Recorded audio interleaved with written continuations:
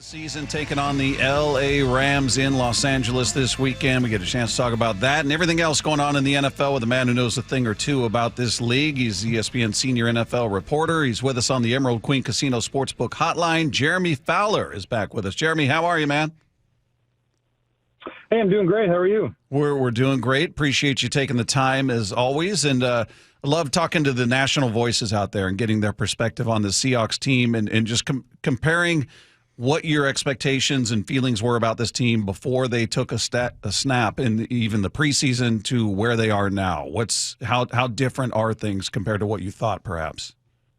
Well, certainly I knew that they would be an improving team this year, but they are blowing that out of the water, and they have become a real contender and somebody that I could see knocking off everybody in the NFC at this point. You know, it's funny, a couple weeks ago I was gathering for a story on a look at the midseason, who's going to make a run in the second half, who's going to win the division. And I kept hearing from coaches that have played Seattle, it's like, just watch out for Seattle. I mean, they're dangerous. You can't run the ball on them effectively. You know, I heard that multiple times. And that was before the Washington game and before, obviously, this Arizona game that was a blowout. So, you know, Mike Macdonald is a sort of a defensive wizard a little bit, scientist, so to speak. So he's tinkering with his system. He's got it to where he wants it. They're really deep on defense. Sam Darnold leads the NFL in ESPN QBR right now.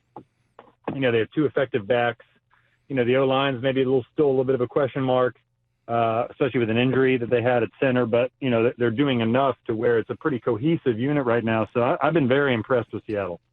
Yeah, Jeremy, you mentioned Sam Darnold, and I think it's fair for fans to be reticent to go all in on him just because of his track, his history, and it's. But are you sold on him? Because I think that's kind of what they did at the deadline, and I thought that was the reason why they went all in and getting Rashid and giving up draft capital because. They feel like he's arrived and he's the real deal. How about you? Well, look, you kind of have proof of concept right now. I mean, last year, 30-plus touchdowns, struggled a little bit late in the year, but that's not all on him. You know, that was sort of a collective struggle as well. You know, I think he still struggles at times with pressure or, you're going to get the occasional interception, but you can live with that when the production's been really good now for a big body of work. We're talking last year, a full season plus a playoff game, and then now you're almost 30 games now. Yeah. So that's a pretty good proof of concept, I would put it. So, he's definitely making a case to be more than a mid-tier starter, I would say that. I think going into the year, he's probably in that middle-tier range along with Geno Smith. I kind of consider them sort of in the same weight class. But, the fact that it's funny, I knew that Seattle as a team was high on Darnold really for a long time, because Scott Fitter, who is the Carolina Panthers GM, who's now on Washington staff, he brought Darnold over there to Carolina.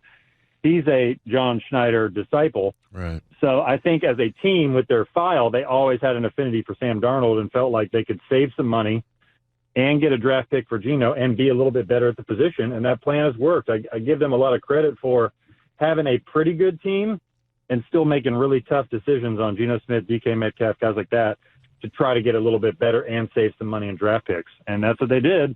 And, Darnold, I think we probably still need to see a little bit more. Can he do it consistently in the big games in December? In January is still the question mark, but, he's operating at a high level. You can't dispute that. Where would you put Jackson Smith and Jigba in your conversations about elite wide receivers in this league? Because often we hear that conversation, and it's Justin Jefferson, it's Jamar Chase, it's certainly CeeDee Lamb, people like that, and for good reason. I'm not saying they don't belong in there, but you, at least prior to now, you didn't hear JSN's name come up that often in those conversations. Do you think that changes now, and should it change? It does, and it should change, yes. It's funny, in the summer, I do like a top 10 series, each position, but I rank them through execs and coaches and scouts. And, JSN got some votes, but he didn't have a lot of traction to crack the top 10, and I definitely expect that to change. There's so many good receivers. I don't know if I'd put him in the top 5 yet, but he's making a case for it. He's definitely in the top 10 somewhere.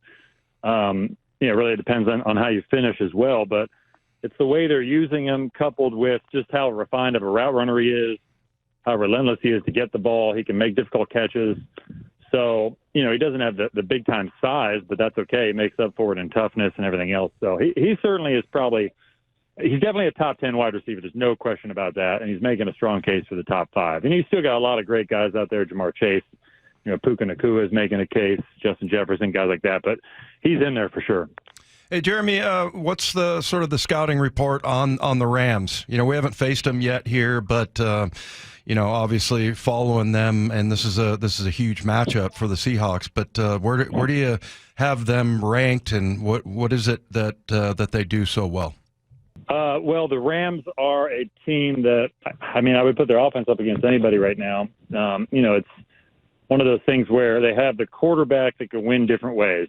Some teams have a really good quarterback in a system and is operating it well, and they can win with the running game and play action, right? But if you ask him to do everything or to carry the passing game, it might be tough. Where Stafford can do it all. If you need him to carry the game, he can. If you need him to run on play action, he can. If you need him to make the wow throw, he can. He's doing it all at the moment. And, they can run the ball effectively with Kyron Williams and Blake Corum. The offensive line's good enough. They have 2 elite receivers, so you're never out of a game. You can always manufacture offense. Probably the best play caller in the NFL, and Sean McVay. And, oh, by the way, they exhausted a bunch of resources in the front 7 defensively to where they're really stout up there. And on the back end, they do enough. They have good versatility. They don't have any star players on the back end, but they're good. So, I really like the Rams. If I were to do a power ranking, I definitely like them in my top 3 or 4 for sure. Seattle's probably somewhere around there knocking on the door. Detroit, Philly's still probably up there, a few others. But I really like where LA sits, and this will be a litmus test for them on Sunday for sure. Yeah, this is a big one. As you look at both these teams, are there holes with each that you think, all right, if this could be the downfall for the Rams if they don't fix this, or this could be the downfall for the Seahawks if they don't address that? How do you see, I guess, maybe the weaknesses of each team going into this? That's a good question. O-line play is always something that has to stand the test of time late in the season. And, they're probably an injury away at those spots. I don't love the depth on either side, really, offensively, but, on the O-line, but they're getting it done. I think the system that they're in with Clint Kubiak in Seattle and McVay in LA, they can mask not having, elite O-line play. And so that helps. But, that's a position where you always worry a little bit. I got to say, defensively, Seattle, I just like the way they stack up. They're so deep right now. Corner's been a bit of an issue, I would say, in part because of injury and, the Tariq Woolen questions of whether he's a fit for Mike McDonald. But it looks like he's settled in, and he had a good game the other day. And he's in a free agency year, so he's got about 8 or 9 games where he needs to show and prove. So corner is a question for them, I still think. But if Tariq Woolen can play up this potential, then you really have something. So both secondaries, I would say, still probably need a little bit of help. But, man, Seattle, you look at Nick Emmanwori coming on as a star, and he's just one of several guys that can run and hit on that back end. So even if they're a corner short, they make up for it with just everything else they have. Jeremy, what's been the biggest surprise to you in the NFL, just in general? Over the weekend I saw, Miami beat Buffalo. The Jets actually won a game after trading away all their players. But what's been the biggest surprise? So, the biggest surprise, I would say, Baltimore's still a surprise that they're sitting with a losing record, 1-5 start. That was shocking to me. This is a team that I picked to go to the Super Bowl and win it, So they have some vast improvements they really need to make. And, Buffalo is a little bit of a surprise right now. I didn't see that Miami loss coming. Yeah. They just don't have a lot of firepower at wide receiver. Defense hasn't quite looked like itself, So I'd like to see a little bit more there. This is a team that needs to contend, and it has a window to do it now. So they didn't make a move at the trade deadline. And, probably if you're a Buffalo fan, makes you a little nervous as whether you have enough offensively, And then I would say Denver's a surprise at 8-2. I knew they were going to be a good team, but they're probably a little better than I thought overall, being able to win games despite an offense that's been really up and down. And Bo Nix has showed some regression in spots. I was at that Denver game Thursday night, and the locker room is very open about their struggles and where they had to go as a team offensively, and they're not getting it done. So the fact that they're 8-2 is probably a mild surprise, despite a dominant defense. Jeremy Fowler, ESPN senior NFL reporter, has been our guest here with Wyman and Bob. Jeremy, as always, great stuff. We really appreciate you taking the time, and hopefully we get a chance to talk again down the road. All right, thanks so much. There you go. There's Jeremy Fowler.